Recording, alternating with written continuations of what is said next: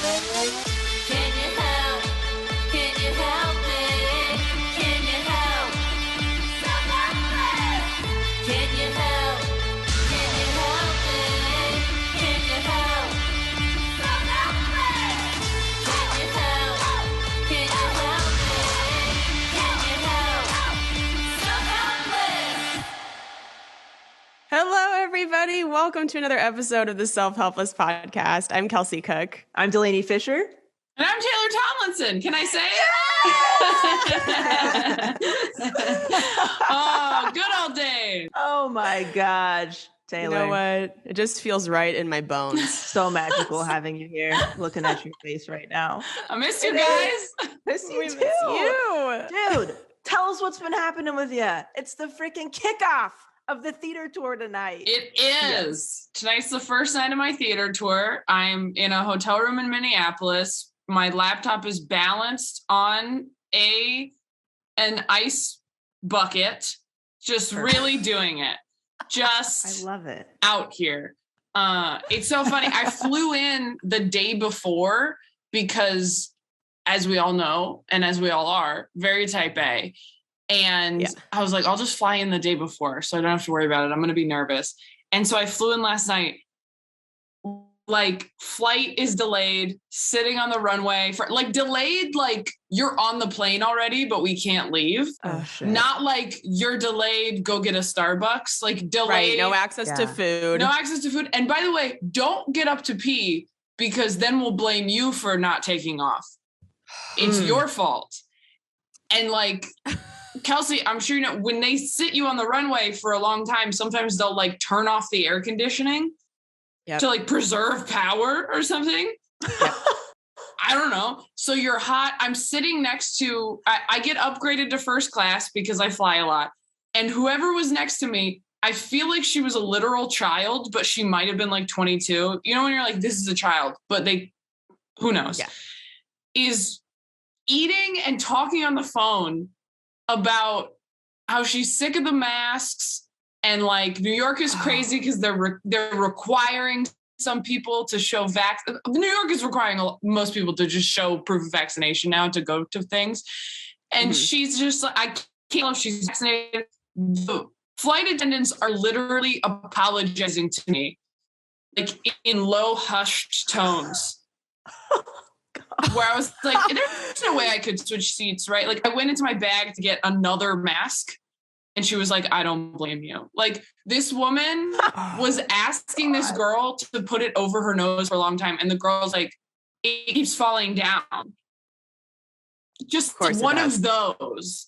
And talking about how she's like, I just want to like go out when I get in, like talking about how she went out over the weekend and she's going to go out when she gets back. Just one of those people where you're like, you don't understand what it means to look after your immune system. Like anyway, so that was the beginning of it. And then I get in and like the driver didn't realize that my flight was delayed. So he's like mad at me because he left and went home and then had to come back like half an hour later. So I'm like waiting. The Minneapolis airport's confusing. I get in, like everything's closed food wise. It's just one thing after another. So a peaceful start. Peaceful start. Yeah. But what's the start? What's that thing they say? Like bad dress rehearsal, great opening night or something? Oh. It gets worse before it gets better. Yeah. That's what I think that's a theater saying, is if you have a bad dress rehearsal, it's actually a good sign. But also thank God you went early. I know. Imagine if you left it to like the day of, then you're like stranded and you're, all kinds of shit. So, I mean, I know. It's also just like, it's hard to complain about anything right now because like my literal dream is coming true. Right. But you really still want to. You're still like, You're still human. still human, Shit's still You're tough allowed to. sometimes. still complaining, still doubting yourself. I told Dustin this morning, I was like, I should have called this the imposter syndrome tour. Oh, yeah. Oh my God. I know. Missed opportunity. Oh, that would have been a good one. Fuck. Next one. I feel like imposter syndrome will always kind of be around, no matter how incredible you're doing. Yeah, no, I'm That's not just gonna. kind of ingrained. Yeah, I'm not gonna like get a self-esteem anytime soon. Next tour can be imposter. We'll save it. We'll save that Yeah. one. The shadow will still be following you. Save it in your pocket. Oh, I'm like, oh, it's just a bummer I didn't use that before I healed fully. Forever. Right.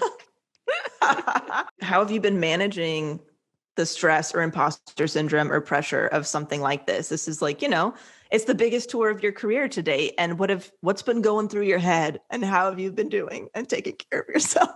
Oh God. I mean, so many questions in that. I have been trying to focus on being grateful whenever I get scared, because I think that brings you back to like a grounded place. And, it again, bitching and moaning about all the stuff that could go wrong is like such a waste of time when the thing you wanted to happen and worked so hard for is happening. I'm like, I don't want to miss it because I'm too focused on not being good enough or something. But yeah, I mean, it's just a lot right now. A lot of good things are happening, but it's also like you get so busy. I was talking to Sam about this last night, and I'm so grateful that I have you guys. And we started this podcast when we did, when we were all very much workaholics and Oh my gosh, so much. running ourselves into the ground in an alarming way. Because I was talking to Sam about it last night, where I was like, when we add stuff, we have to take something away. We can't just keep adding things. We can't just keep going, okay, now I'm going to do another podcast. Now I'm going to do, more shows in town. Now I'm going to write this script. Right. Like, you can't just keep adding stuff because it helps your career without making room for it. Right. Because something's going to get muscled out. Yeah. Right. Something's got to give. Something's got to give, and you have to decide what it is, or it's going to get decided for you. And it's probably going to be like your health. Probably going to be you. Yeah. It's probably going to be you. It's going to be your health or your personal relationships. Yeah. Very well said. You have to. It's the whole like spring cleaning concept, right? Where people are like, hey, yeah, you can go buy some new things, but a good rule of thumb is, say you buy 3 new shirts, then you should donate 3 of your shirts. Otherwise, your closet's going to become insane. And it's the same thing with your life. You have to be aware that your time in your day isn't infinite. It is, you only have so much. Yeah, your calendar is a closet. That's so good. Yeah, totally. And saying no to awesome shit is hard. Yeah. It's like, okay, all this is awesome. What's the most awesome for me though? And I'm going to keep that shit. And then I have to say no to this other awesome shit. Yeah. And that's really challenging. It's not like you have clearly awesome shit over here and then clearly awful stuff on the other end. It's all cool. It's all great. And when you get to that point, then it's especially challenging if you struggle with, workaholic tendencies or, type A or perfectionism or whatever. Yes. Yeah. Like, I have not been journaling. I have not been consistently going to the gym. Like, there are things that have fallen by the wayside, and it is stuff that is self-care stuff because you just don't have time. And I've been prioritizing sleep over everything. And that's made a big difference. Good. That's good. Yeah. That's really good. I don't have a family anymore, but I am sleeping enough.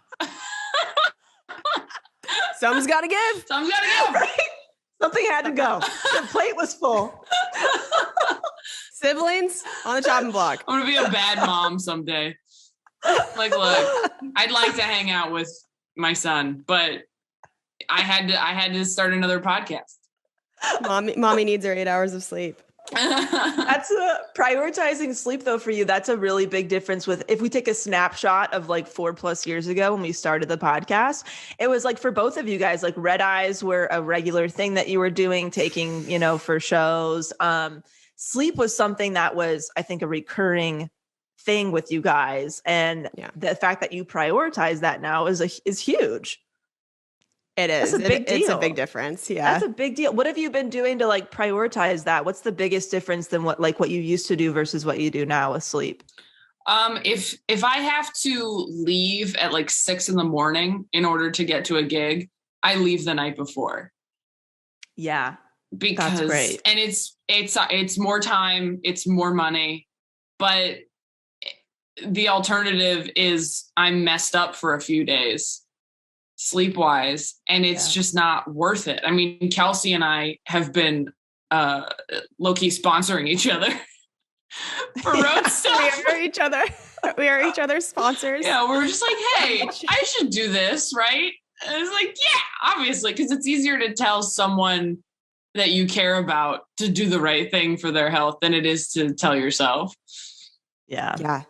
Yeah. It just having an accountability person, somebody that keeps you doing the right thing, even if it feels harder in a certain way. It's like, Tay, I think you and I, we were just talking about this text about the whole doing things that your future self will thank you for, that, like long-term you will thank you for. And there's a lot of decisions you can make that in the short term feel easier and less stressful. But if you really go, but how is that going to impact my sleep and my health for a week? Then you go, then that becomes a very easy decision. Yeah. And when you start thinking about it, like, if I don't take care of myself now, my work is going to suffer in the future. That will sometimes help if you're stuck in workaholic brain, where you're like, but I have to be productive, but I have to do all this stuff. And it's like, well, if you run yourself into the ground and you're exhausted, you might get sick. You might be in a bad place mentally. Like there are other ways your work can suffer. Just besides, I'm not doing enough. Right. Yeah. And like what you mentioned, like planning for going somewhere the day before and stuff, it might feel like it's taking more time and energy and money, but in the long run, it's like, how much time, energy, money, sanity are you saving by not getting sick and then being out for a week and all that stuff? So really long term, you're probably saving a lot of time, energy, money, creativity, whatever else. 100%. And I am nervous because this theater tour, I mean, it's different than a club weekend. A club weekend, you fly in Wednesday or Thursday, you do Thursday, Friday, Saturday, sometimes Friday, Saturday, Sunday, and then you fly home. So it's easier to take later flights. But with this theater tour, like, I'm in Minneapolis tonight and tomorrow, and then I have to fly to St. Louis on Saturday for shows in St. Louis Saturday night. And if I don't get there because of weather or whatever, that's like really bad. That's like way worse than a club show, where a club show, Dustin could do those shows. Like that would be fine. Like, they'll have to refund some people, but a club show is easier to cover than a theater show. A theater show just gets canceled or rescheduled. And so I have to take like the first flight out. And so that's just going to be what my life is now. It's unavoidable. And it's funny because you talk to like, I was talking to my agent about it, and he was just like, yeah, I mean, you'll just get good at napping. You'll just get good at catching up on sleep. And I was like, oh, I remember that though. I remember what that was like. It's so hard. Yeah. Damn. It's tough, but it will feel so worth it when you're on stage, and you'll be okay. Yeah. And I'm sure you're going to learn a lot with this first huge tour that inspires the next tour. Like, here's what I would like to do differently, if anything. And here's how much space I actually need in between shows, and, be able to move forward with that, even the next game plan. Or I'll just get better at going to bed when I need to. That might help too. Yeah. Life would be easier if we all just had an on and off switch, that when it was like, okay, I need to go to sleep right now, we could just flip the switch, get the sleep we needed, flip it back on. But for me, I think the hard thing when I do maybe have to take one of those 6 a.m. flights, or I'm trying to go to sleep after a night of 2 shows plus foosball afterward, and my adrenaline is through the roof, I have a hard time winding down, and sometimes doing edibles and magnesium can make you groggy the next day. It's just like, I wish that there was a more simple, like, you just hit this switch and you're down for the night, as opposed to risking, is this going to be one of those nights that it takes me 2 hours to fall asleep? Yeah. And of course, if I read before bed, I'd fall asleep faster. But do I do that? No.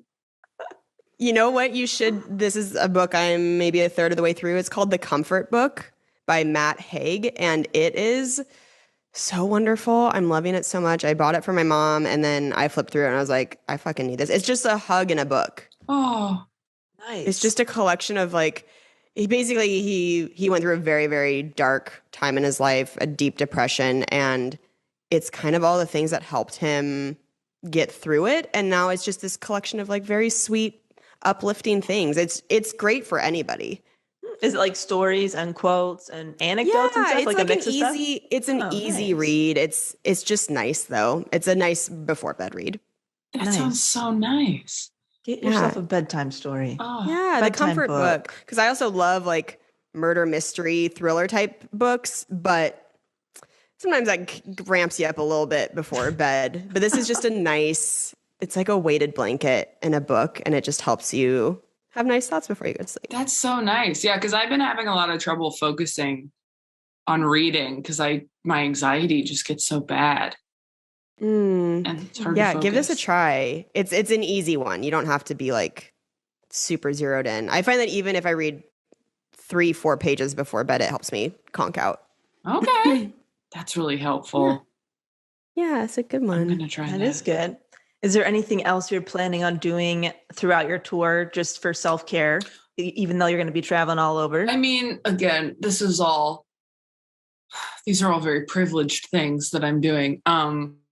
But Kelsey and I have also talked about this where it's like, we used to just try to save as much money as possible when we were on the road. Yep. Because it was like, well, I have to just save this money so that I have this money.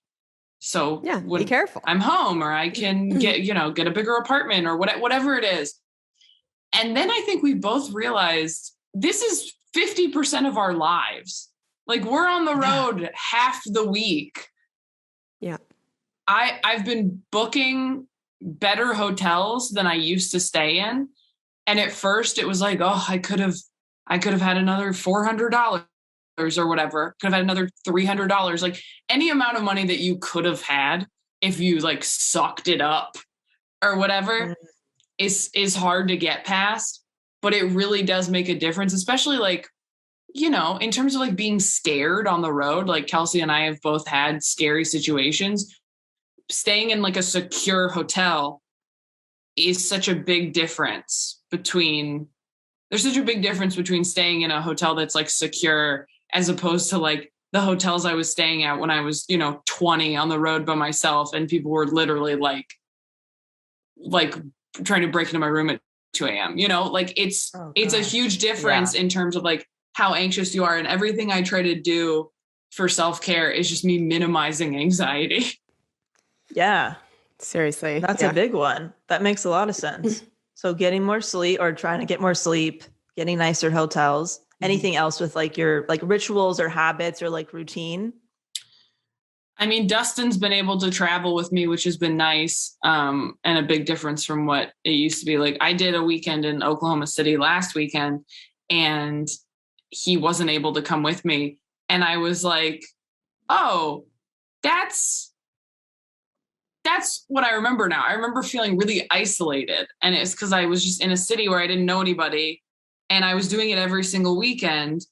And of course that was tough for my mental health. So yeah, there's a lot of ways that my road life has changed, that has helped a lot and made it more doable. So Taylor, obviously we're happy to have you back to kick off your tour with you and do this episode. And we asked what you wanted to cover. You wanted to cover the urethra, Yes. and specifically pelvic floor interstitial cystitis. There's a lot of things. So basically, I was having some pelvic pain that I thought was like a UTI or something, because that's the only thing I've dealt with in the past. And I went to a bunch of doctors, and it was a very frustrating, few months or year, whatever. Just, you spend all this time thinking your symptoms are one thing, or like being told there's something, and you just have to talk to the right person to find out what it is. So I really wanted to do an episode about pelvic floor dysfunction, but also about all the other things around it, like UTIs and interstitial cystitis and all this stuff that I just didn't know about or understand until I was an adult woman, and wish had been covered sooner. So I wanted to talk to a professional, a urology specialist. Yeah. And it makes sense that that's such a high priority right now with your tour, since, you know, things can aggravate it and stuff. So we have a really great guest. And there's so much misinformation out there about like how you can get a UTI and how you can't get a UTI or ways that you can cure it on your own. Like there's just so much out there. And so we were lucky enough today to have on Dr. Rena Malik. She is a urologist and an expert in female pelvic medicine and reconstructive surgery / urogynecology. She focuses on the care of patients with pelvic health issues. Dr. Malik was named top urology and urogynecology doctor in Baltimore Magazine for 2019. So we just, she was amazing. We are very lucky to have her, and we asked her every possible question we could think of. Oh, yeah. And it was kind of embarrassing at points. It was a little embarrassing. This is a very, very open episode. So we hope that the info we were able to gather helps anybody else out there that needs it. So without further ado, here's our interview with Dr. Malik. All right. Thank you so much for being here with us, Dr. Malik. We have just a whole bunch of questions regarding urology and pelvic floor health and UTIs, all those sort of things. So before we get into it, do you mind kind of telling us how you went into this field, what made you interested in this line of work? Yeah, so I always knew I wanted to go into medical school. I did try out some other stuff before I went into medical school, but going into medical school, I had no preconceived notions of what I was going to do. I thought I would be a medicine doctor, like a regular, typical medical doctor. And then I did a summer research elective on obstetrics and gynecology and loved being in the operating room. I thought that was just the coolest thing. And then when I went into my third year rotations, I was really surprised, but I actually really liked surgery. I liked working with my hands. I liked being able to fix something really quickly, but I didn't like general surgery necessarily. So I looked into the subspecialties, and I always liked OB back in the day, the gynecology portion of it. And I liked talking about kind of intimate things and dealing with those sorts of issues. And when I found urology, it just clicked. It was just this amazing field where you can do a really diverse types and different types of operations. You can work with people throughout their lifespan. So you get longitudinal care. And then I could also still take care of women and do pelvic floor disorders by doing a fellowship in FPMRS. And so I thought that was just amazing. I loved the kind of people that were in urology. I think that's so important. No matter what you go into, you have to like your colleagues because they're going to be around you all the time.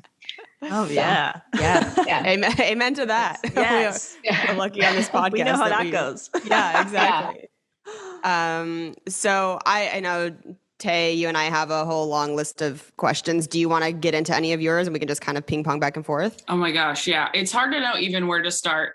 I've had an interesting journey this last couple years.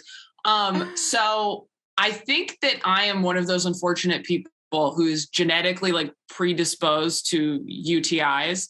I was not sure. My mom apparently had them a lot when she was younger. And I didn't get them for a long time. And then when I would get them, they were like, I felt like tougher than maybe other people's that I knew. And so I started like really paying attention to it in terms of like supplements and like water and all these things. And then this year, I thought I was getting UTIs all the time. And it turns out that I have pelvic floor dysfunction, which just feels like you have a UTI all the time. So I kept going into, urgent care or whatever doctor, and they'd say, we don't see an infection. And I was like, well, I'm in pain and I know better than you. So just give me an antibiotic. And then they just give me an antibiotic. So I was taking all these antibiotics when I didn't have an infection. And I finally saw a gyno urologist who was like, oh yeah, you have pelvic floor dysfunction. And so I guess I would like for you to tell people who may not know what pelvic floor dysfunction is and maybe what causes it and all that, because I'm sure you can explain it better than I can. And this was something I did not even know was a thing. And I remember I posted some funny video about recurrent UTIs on TikTok of all places. And so many people were like, oh, it might be interstitial cystitis. It might be pelvic floor dysfunction. Like there's all these different things that can feel like a UTI and aren't. So maybe you could explain both even for people who may not know. Yeah, absolutely. So I will tell you, this is so common. Your experience is actually very common in what I see, because I see a lot of people like you who've gone to urgent care over and over again, or their primary care doctor, gotten multiple rounds of antibiotics, are very much struggling and frustrated. And then no one's ever examined them to find out about their pelvic floor, or even checked a urine culture. Sometimes they'll just check a little dipstick in the office, which doesn't really tell you if you have an infection or not. So for those of you who are struggling with UTIs who are listening, make sure that you check, you get your urine checked with a urine culture to make sure that you're actually finding bacteria in the urine, because a lot of people don't do that, especially in young, healthy women otherwise. And then, pelvic floor dysfunction is one of the things that I think is really underdiagnosed in general. It's essentially, the pelvic floor is like a bowl of muscles that sits right underneath our organs. So it holds up our bladder, holds up our rectum, and it helps us in a lot of different ways for moving, postures, holding up those organs, having pregnancies, lots of things, sex. And so it's also very, just like any other muscles in our body, can be subject to stress and tension. And so like people get TMJ, where they get a really tight jaw and they clench their teeth and then they get headaches, very similarly, stress, anxiety, those sorts of things. Or if you've had a recent trauma to the area, or maybe one time you did have a true infection that kind of kicked it off. But those things can cause those muscles to be just tense all the time. And it's as if you did your bicep and you pulled it and you just kept it that way for, you were lifting weights, you just kept it flexed the whole time, it would start really hurting. And because these muscles are underneath all these organs, they can present with a lot of different symptoms. They can present with pain with urination, urinary urgency, like gotta go, going more often than usual. And they can present with constipation, pain with sex, all sorts of different things, and kind of even lower abdominal pain. And so you can very easily confuse it for infection. And it often happens when you're more stressed. Yeah. Which is just another great side effect of anxiety. You're like, did you know this part of your body could hurt because of your brain as well? Mm-hmm. That's fun. It's so crazy. It's like, I've been a female my whole life and I never heard about any of this shit. And it's like, how come nobody's telling us? This is so why do you think that is, that, women in their 30s are hearing about this stuff for the first time, and we are not educated sooner?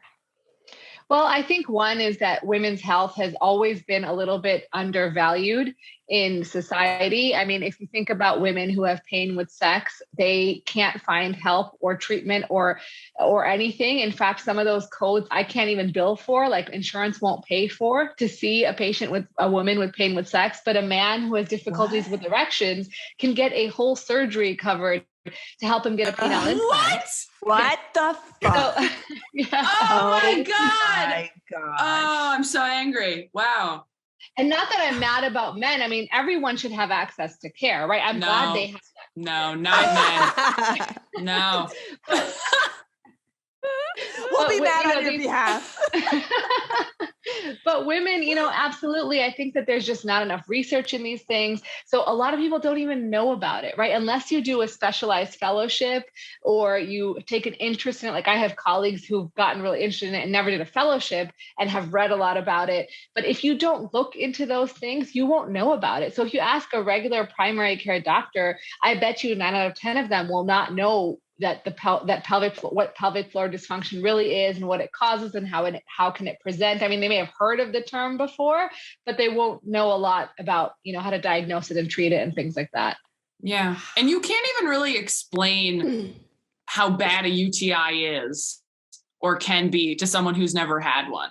Like there's no way to do it where they'll fully get it. Like I know people who've gotten one for the first time and they were like, oh my God, I had no idea this is what it was. Like, I know I said, I'm sorry you're dealing with that. I did not know it felt this bad. Because it just seems like something you should be able to push through. Oh, no. And interestingly, there is some data to suggest that about 40% of people can kind of self-treat their UTIs. Like they'll drink enough fluids and they'll clear out the infection. They won't need antibiotics. And probably a lot of people get a low grade of infection, not one that's like a full-blown UTI, and they probably just drink more fluids and it clears up by itself. But a UTI can be extremely annoying. So painful, of course, when you pee, but this urgency and frequency, like running to the bathroom all the time, it really impacts your quality of life. You can't work, you can't do anything because you're just constantly in pain or running to the bathroom. And people just don't really understand how important these bodily functions are until they have a problem with them. Yeah. Right. I have questions about Kegels. By the way, am I pronouncing that right? Is it Kegels or Kegels? I think you can say either. I think that there's no, I've heard it both ways. I always say Kegels. Nobody's looked into it because men can't do it. We don't know. Actually, like the benefits. Men do it. Oh, never mind. Yeah. I didn't do a fellowship. What are male Kegels? So they're the same. The point is you're contracting your pelvic floor muscles and then relaxing them. So you're doing reps to strengthen your pelvic floor muscles. And with men, it's just harder because for women, it's like, okay, pull your vagina up and in, or like you're holding in a fart, things like that. But for men, they just don't really understand that whole concept. So it's a little bit harder Men for don't them hold to in do farts. They don't hold farts. They're like, what is that? People do that? Pretend you're considerate of other people around you. But yeah, I mean, I think the big reason that men do it is very often after they've had a prostate surgery for prostate cancer, they will need to do them because they'll lose one of the sphincters that's in the prostate. So in order to keep urinary control, they start learning how to do them. And some men do them even if they don't have that, like for sexual pleasure, they get stronger orgasms or things like that. But they can do them, and some of them do. Oh, okay. Okay. So I think there's a really big thing in our society that is told to women is that you need to be doing your Kegels, right? Not just to make sex feel better and, be hot and tight and all that stuff, but also for going forward. If you have babies someday and stuff, like the importance of keeping your pelvic floor strong. But now that I've learned more about pelvic floor dysfunction and all of that there are some people who should not be doing Kegels because that muscle is too strong already, or it's too tight or too tense.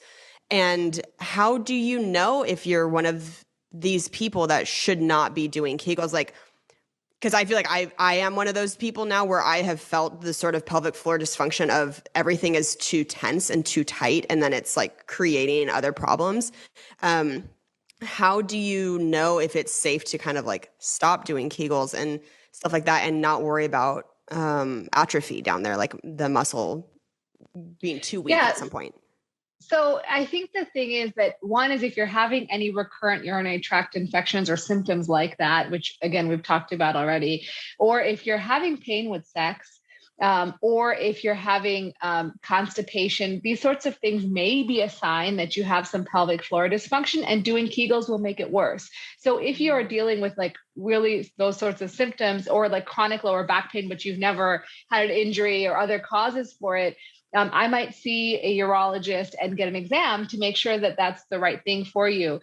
And then, it's great to do them, but a lot of people don't do them correctly. And that's kind of a problem. One is if you do them, you need to strengthen and make sure you're strengthening, actually doing it correctly. And then you need to relax, because if you don't relax, some people just do a Kegel and then keep doing them. And they never take 5 seconds in between to relax. Just like when you're in the gym, right? You do sets and then you relax. It's important for your muscles to keep being coordinated and get that rest time.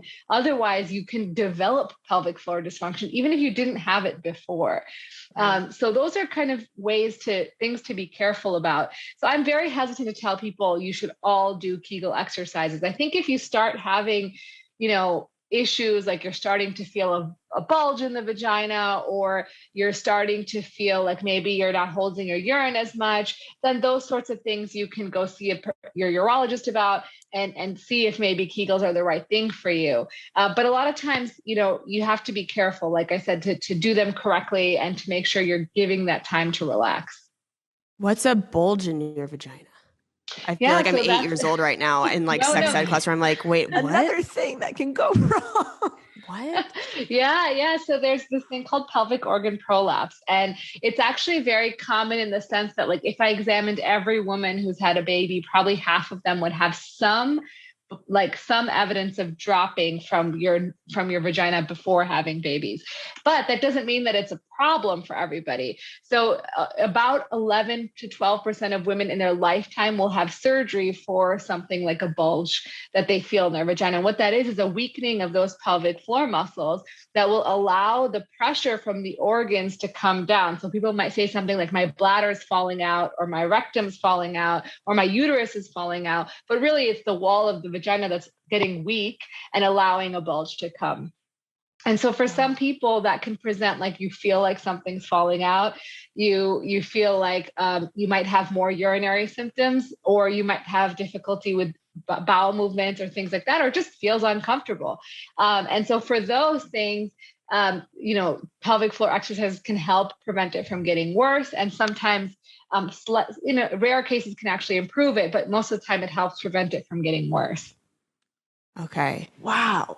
How do you, if you feel that if the muscles down there are too tight and too strong and too clenched, I guess, what are some things you can do can you reverse pelvic floor dysfunction? Are there ways to help make those muscles kind of become more regular again? Absolutely. So I send my patients to certified pelvic floor physical therapists, and they work with you to help identify which muscles are tense, what exercises you can do to relax. And there are some good, resources online, but you want to look for what's called pelvic floor down training. And you can learn certain exercises that can help you relax the pelvic floor. They might even show you like little areas that you can massage or use vaginal dilators or things like that to help you learn how to relax those muscles again. And it's just like anything, whether it's you're doing Kegel exercises because you want to help your urine control or your bulge, or you're trying to down train your pelvic floor muscles. In either case, it's like going to the gym. You have to commit to like doing it regularly and really making time for yourself. And I think women are horrible at giving themselves time. They're so busy taking care of everybody else. And then they come to me like 10 years later when they've been suffering with something for 10 years. And so it's really something that I tell women, like, you're worth it. Take care of yourself, because, if you can't take care of yourself, you're just going to suffer later on. And it's okay to take that time for yourself. Yeah. Yes. Oh, amen to Amen. that. I started doing pelvic stretches for like 30 minutes a day, because it gets worse, especially when I travel. But I was also having like pain during sex, and like there were a lot of things that would trigger it.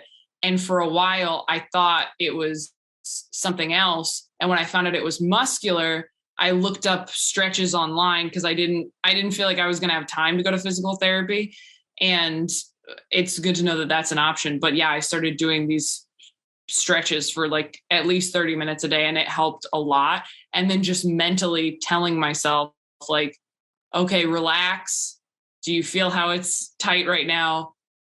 Also telling myself not to panic when I felt like I had to pee, because I was starting to panic where I thought that if I held it too long, I would get a UTI. Like I was just so nervous all the time around not peeing enough or not drinking enough water, that it was contributing to it.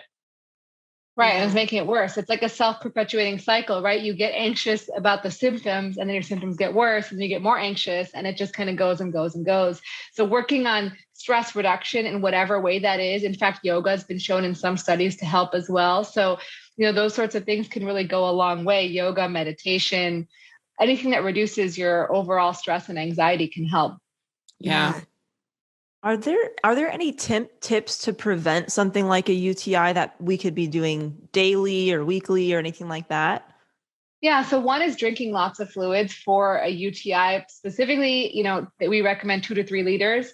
They've done studies that took people with their normal amount of fluid and then took another group and said, drink 1.5 liters more.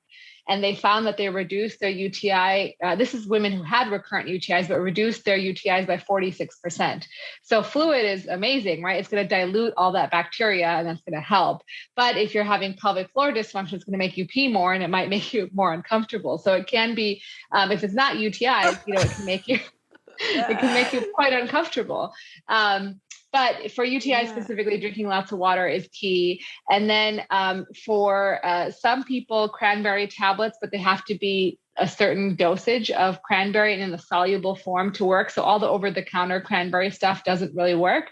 It needs to have 36 milligrams of proanthocyanidins, which is the active ingredient, and needs to be in a soluble form. And so there's only a couple companies that I know of that make it in a soluble form that actually works. And so I think a lot of people are buying stuff that doesn't work. And that is something that really frustrates me, is that people are all trying to make a quick buck, right? And they're not actually worried about how good the product works. Oh my god! Can I go get the bottle brands? of what I take every day and show you, and you tell me? Sure, yeah. Yeah, be right back. Yeah. You Would guys you be able to share what brands you do recommend purchasing? Yeah. So the one I recommend often is Allura, ELLURA. Right. And they make a soluble form. And then the other one is called Her Vital Way, which is almost as good as Allura, but it's a little bit more affordable.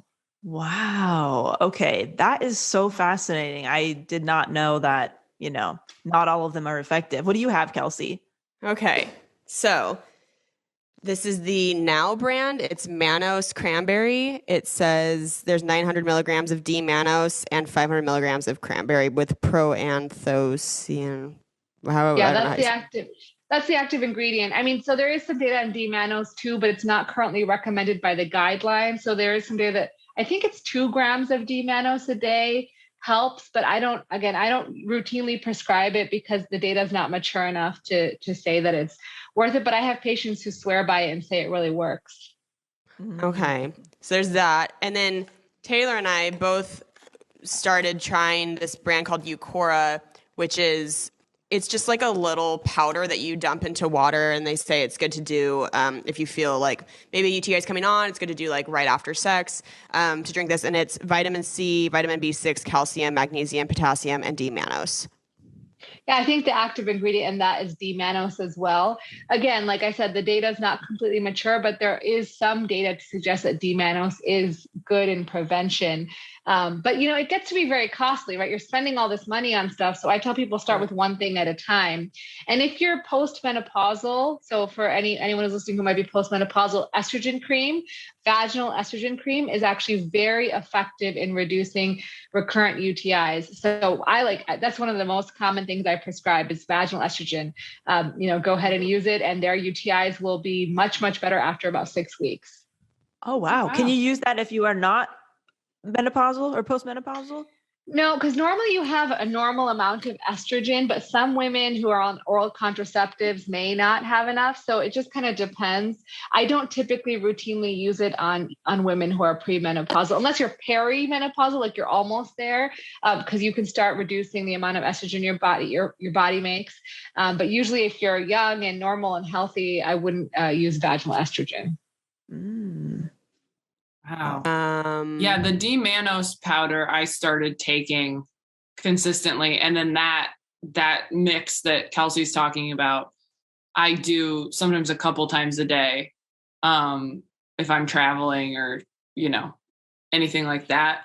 I ordered Allura online. I thought I had another thing with me, but I don't. I have supplements that are like, it has like D-mannose, cranberry, whatever, like grapefruit something, and then like some sort of acid, and then it also has Irvi.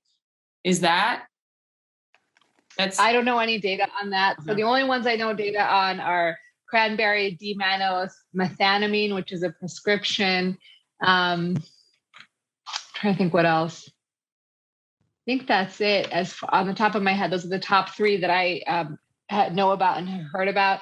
The other stuff, not to say that it doesn't help, but it certainly is not studied. So I Okay. have somebody who will do like my infectious disease colleagues does like curcumin from one study that she saw, and she does boric acid vaginal suppositories because they're supposed to help acidify the vagina and help make the acidic environment in the vagina actually prevents infection from getting into the bladder. And so Right. that's why what happens after you lose estrogen is you lose that acidity. And so when you're postmenopausal, you need the estrogen to make your vagina more acidic. So for some people, boric acid suppositories help in that regard and helping make it more acidic and help prevent UTIs. Here's something I was doing for a little while, that because I heard it was preventative. Baking soda, like drinking baking soda water, is that not a thing? Because if not, I choked back a lot of bad liquid. No data to suggest Cool. that baking soda. Like, where'd you water. find that? Reddit or So something? I honestly, yeah, it was Reddit. TikTok comments, TikTok comments, Reddit. I was like, boy. I will do anything. It tasted so bad. It was, Wow. Yikes. it was like, Ugh. I mean, I won't even. Other things, guys, avoid spermicide. So make sure whatever, your condoms or lubricants don't have spermicide in them. And then for some people, like lubricants can be really irritating. And so using a water-based lubricant and making sure the ingredients have a pH that matches the normal vaginal pH and the osmolality that matches the normal vaginal osmolality can be really important. So for some people, while that won't cause a UTI, it may cause irritation that feels like a UTI. And things like wearing cotton underwear and not overwashing. So I see a lot of people, especially those with UTIs, that feel like they're dirty, which is not true at all. Like there's nothing dirty about them. In fact, they're probably the cleanest patients I see, and they are just overwashing, and then they get really irritated skin. And so on top of having UTIs, they're like, I have all this irritation on my labia and it's causing me a lot of discomfort. So no overwashing, cotton underwear, those sorts of things can help too. Those are good tips. So, I mean, you've talked about it a little bit already, but are there any kind of misconceptions or common misconceptions that you find that people have about UTIs or pelvic floor dysfunction? I feel like some of this stuff is very stigmatized, where people are like, oh, just clean yourself better or whatever, right? Like, is there anything else that people should be aware of with this stuff? Yeah, well, so the cleaning one, absolutely. I hear it all the time. That's probably the first thing I tell my patients, like, you are not dirty. Stop worrying about, there's nothing you're doing. There's no wiping. There's no like direction you're going to wipe or thing that you're going to do that's going to cause you to get a UTI. So there's no data to suggest that. So don't worry about that. The second thing I often hear is like, oh, did I get it from my partner? And while sex can be a trigger for UTIs because of more of like the motion of sex, it's not that the person who you're having sex with has a UTI and is giving it to you. And so it's not like a sexually transmitted infection. So I think people have a lot of misconceptions and often even break up with their significant other because they think they're getting UTIs from them. But isn't the direction wiping a factor? Because I mean, not that anybody's doing it. I hate it when people use this as a suggestion for people who get UTIs, where they go like, well, do you wipe, front to back? It's like, yeah, we're adults. Most of us do that. I think that's more like if you're a kid and you get them, like kids usually. But isn't that a thing? Because this is all so gross, but whatever, we're doing it. Like E. coli, like from poop, can cause a UTI. So if like a kid is wiping like back to front, they can sometimes like swoop that bacteria. Well, I think Nike if you're swoosh it as up an there. adult, if you're wiping from back to front, you're not like wiping it onto your urethra. So like, I think you're going to be okay, right? And there's actually no data to suggest that the direction of wiping makes a difference. So, I think like some people may wipe back to front, but they're not like rubbing it on their urethra. Like kids, yes, maybe they're getting it on their urethra because they're not that coordinated yet. But adults, I mean, you have to, maybe some adults, but very infrequently. Right. Very infrequently. Yeah. Kelsey, do you have a question? There's just so You many. look dumbfounded. Well, Your guys' facial expressions are the best. I'm just so like, what is happening? what? So, I mean, Taylor and I talk about it. It feels a little like whack-a-mole-ish with trying to, where it's just like for dudes, it's like they just have their dick and they don't have to think about, also because on a penis, their urethra is so much longer than ours. And so it's so much easier for us to get a UTI. And like, can we talk about the whole, tips for not getting UTIs after sex, where it's like, you're supposed to pee before, you're supposed to pee after, like, are those valid things to you, or is that more misconception stuff? So again, there's no data to suggest that it helps, but I tell people, like, I don't know about before because that kind of kills the mood, but like after, absolutely. So if you can pee after one time, great. Like that's not going to hurt you. Get up out of bed and go pee, but you don't have to like shower and like do this whole production after sex. Like just, go ahead, pee and go relax afterwards. But again, there's no data to suggest that it helps, but I think it's like not going to hurt you. So go ahead and do it. Okay. So you're such a gift to have you on the show. And I think we're all just like scraping through every corner of our brain. Like, what else can we possibly ask her while we have her on here? Because you're a wealth of knowledge. And so I'm trying to just make sure I ask her. Oh, did we cover what? Oh, go ahead, Taylor. I wonder if we're going to ask the same thing. Can you tell us what interstitial cystitis is, if I'm even saying that correctly? Because that was another thing I didn't know existed. I thought that's what it was for a minute. And I just like went on a very rigorous elimination diet for like 6 weeks and then it didn't help. So I knew it wasn't that. But can you explain what that is? Because I know a lot of women like for years don't know that that's what they have. Yeah, so it's a sensation of pain that's perceived to be from the bladder that exists for 6 months or longer that is not associated with a culture-proven urinary tract infection. So you're having this pain. Sometimes it can be with urgency and frequency, nocturia, waking up at night to pee, but there's always a pain component with it. And so, yes, that it can be, but it's a diagnosis of exclusion. So you have to have ruled out all these other things before you go down the interstitial cystitis pathway, because there's no test to tell me, yes, you have interstitial cystitis and no, you don't. Oh, that's so hard. It's so hard when there's all these things you could have, that the only way you have them is if the right doctor hears your list of symptoms. Yeah. And sometimes it's a struggle, but you want to make sure you find a doctor that you feel comfortable with. I tell my patients all the time, like, we're in this together.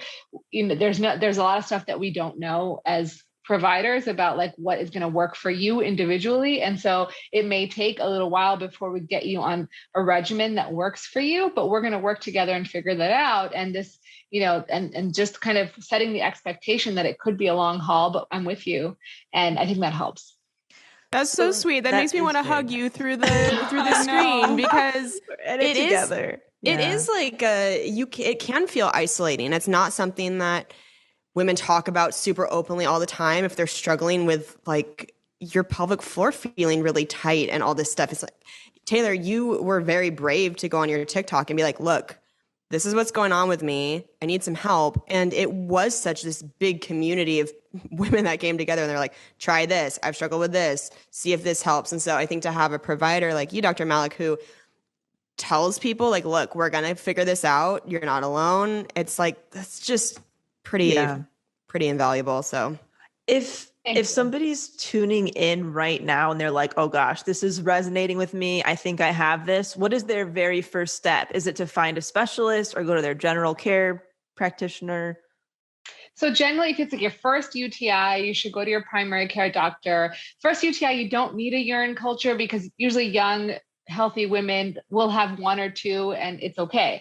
But if you start having more than 2 in 6 months or more than 3 in a year, it's a good idea to see a specialist and to make sure that every time you get a UTI, you're getting a urine culture. So when you go to the specialist, you can say, hey, I've had this number of UTIs over this period of time, and here's my results from all my cultures. So that way, we kind of have a good idea of what's going on, what bacteria is growing. Is it the same bacteria? Is it a different bacteria?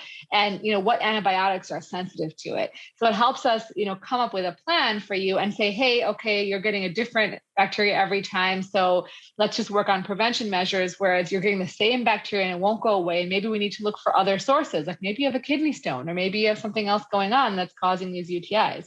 So those are things that, I would recommend if you are struggling. Awesome. And if somebody doesn't have access to healthcare or being able to see a specialist, are there any other services or foundations or anything that you can make them aware of? Yeah, so I mean, there's good education on, it's called the Urology Care Foundation, has some good information, as well as the pelvic floor dysfunction, pelvic PFDN, it's called, and they have these really good patient education materials that you can read through, and they're easy to read and kind of talk about basic things and can be really helpful. And then, when you're looking for stuff online nowadays, there's so much stuff on TikTok, social media, YouTube, whatever. And I think just important to look at where you're getting the information from, like make sure it's a reputable source, make sure it's really somebody who is an expert in that area, and they're not like peddling something where they're going to be making a ton of money.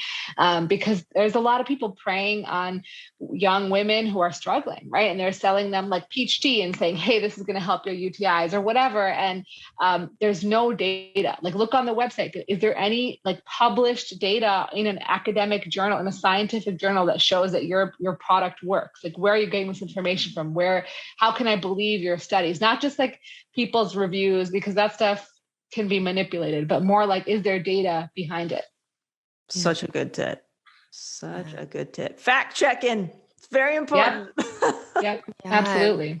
Tay, do you have any other questions? I think that's everything I had. Do you have anything else? Yeah, no, same. You're wonderful. Thank was you for awesome. I talking feel like we to spat us. so many questions at you Yeah. that were highly emotionally charged.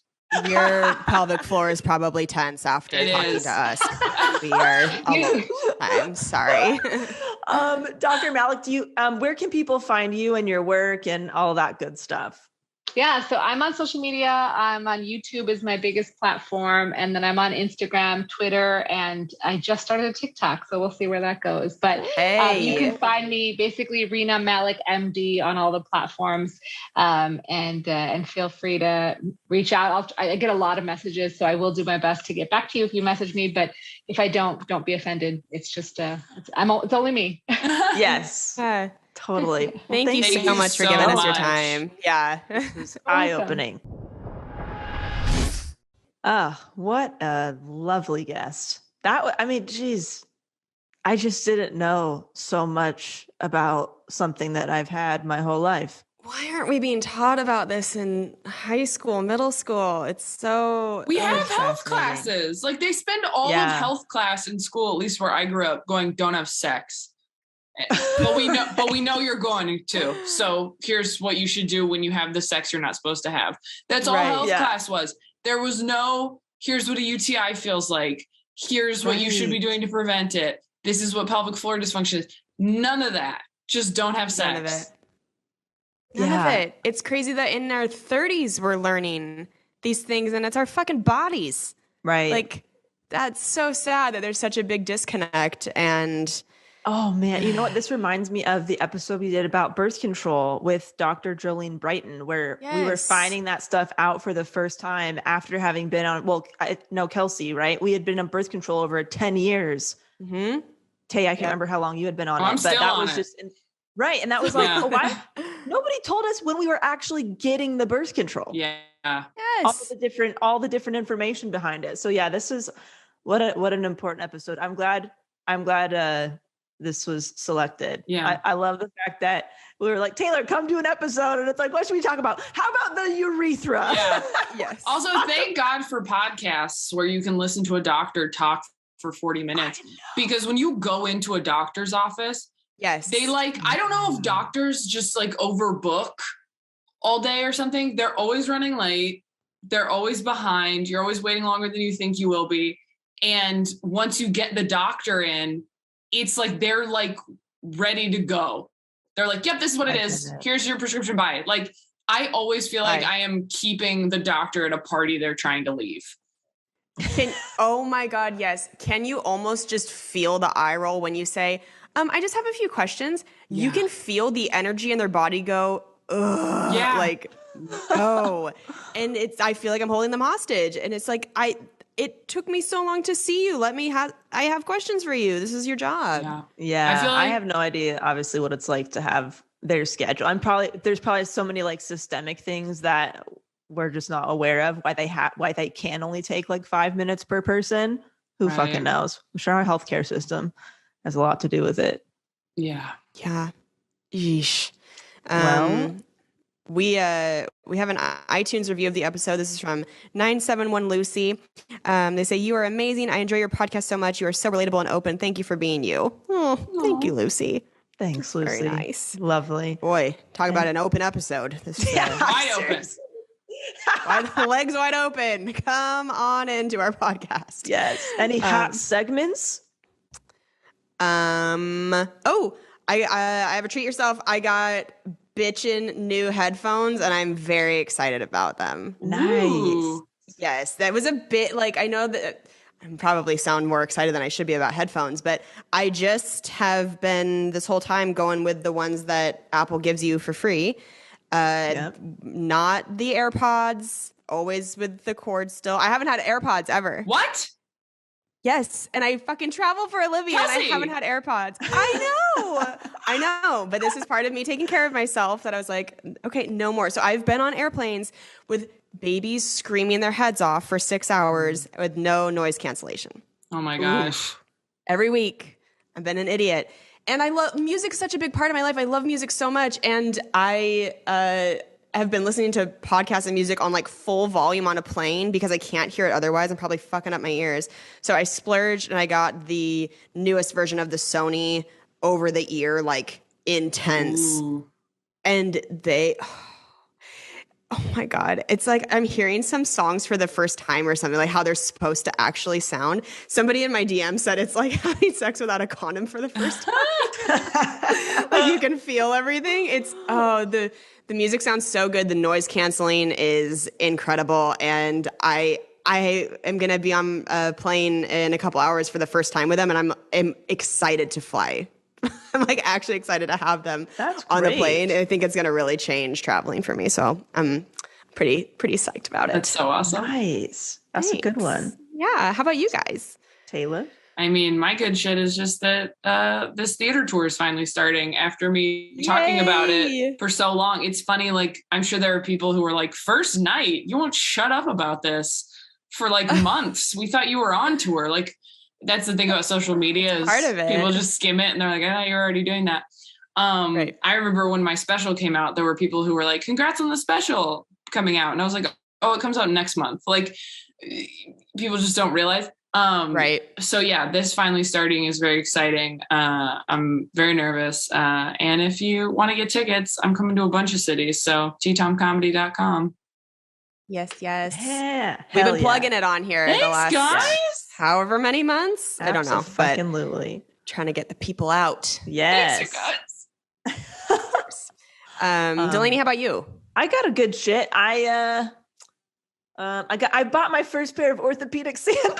Oh my God. God almighty. You guys, I don't know what it is about now being in my 30s, but some shit has gone south very quickly. And I now get like really bad, dry, cracked heels out of nowhere. I don't know if it's just because it's especially hot this summer or whatever, but I'm like, okay, I got to get some stuff for this. So I bought myself some orthopedic sandals, and they look like old lady sandals. I mean, nothing against old ladies, but like it's a distinct look. But I love them and they're so comfy and I wear them everywhere. I was like, Cam, this and I also got myself some special heel cream and I got myself some special socks that are just specifically for dry, cracked heels. Oh my God, I'm wearing them right now. Should I show them to you? The foot fetish community is going to be going ham over. See that? Oh my God. Okay, they're for your cracked heels. They have a silicone piece that goes on your heel, so it traps in the moisture. So you got to put your special heel cream on, you put your little fancy sock on, and then you can wear your orthopedic sandals. Wow. People who start listening to the podcast at the beginning and then like binge to get caught up, they're going to be like, oh, did 20 years pass from the time they started until now? No, 4. But Delaney turned 60. You know what your socks look like to me? Do you remember Miss Trunchbull and Matilda? Oh my How God. she would Oh wear my those God, gray yes. fingerless gloves. The gloves. That's what your Yep. foot just looked like to me just now. I do. My Gave feet me a are little about bit of to a flashback to. crush some shit. Oh. But like that's been my My newlywed life with Cam is I wear special things on my feet now. That's so funny. Okay. We're just letting it all hang out now. We are. Actually, this is a good theme because the cream that I got, it's like, I think it's called urea cream or something. And the reason it works is because, and this could be not true. I didn't fact check. But there is a compound in the cream that is basically like urine. It's not urine, but I guess its acidity is like it. And that's why it heals your feet. Okay. Well, now everyone's just thinking about peeing on your feet. Yeah. There's so many sexual fetishes that you are tapping into this episode.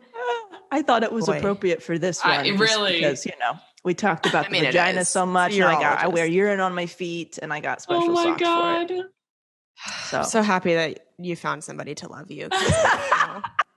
You're so lucky. You're hot. You really are. Other people aren't as blessed and are walking around with pea cream on their heels, and they are destined for a tougher life than you. The gang's all here. I missed you guys. Shitting on Delaney together. Oh, God. Delaney can take it because she's the happiest. Yeah, truly. I mean, that's what you get, bitch. I got pea feet now. Are you guys happy? Yes, we feel better. Thank you for balancing out your life with ours. Okay, well. So you guys go to ttomcomedy.com, get the tour date tickets. Go to kelseycook.com, get the tour date tickets. I'm in San Francisco this week. The Punchline, West Palm Beach in a couple weeks, Grand Rapids, Sacramento, everything coming up. Go get those. Taylor, what are some of the ones that are upcoming? This comes out October 11th. October 11th. Okay. So Milwaukee, Cedar Rapids, Jacksonville, Fort Lauderdale, Chicago, Atlanta, Cleveland, DC. Sweet. Just like the next month. Okay. Nice. And then Del, what you got going? DelaneyFisher.com for all my stuff, and I'll be sitting here with my socks on. Yeah, you will. But yeah, DelaneyFisher.com, podcast, eFiscionado, and business coaching information is on there. All right. Amazing. All right, everybody. Thanks, guys. We love you. Guys. Bye-bye. Bye. Thank you so much for listening to the Self-Helpless podcast. You can find our Patreon community, merch, and our individual work at selfhelplesspodcast.com. We'd be thrilled if you shared this episode with a friend, or feel free to post it on Instagram and tag at Self-Helpless Podcast so we can repost you and say thank you.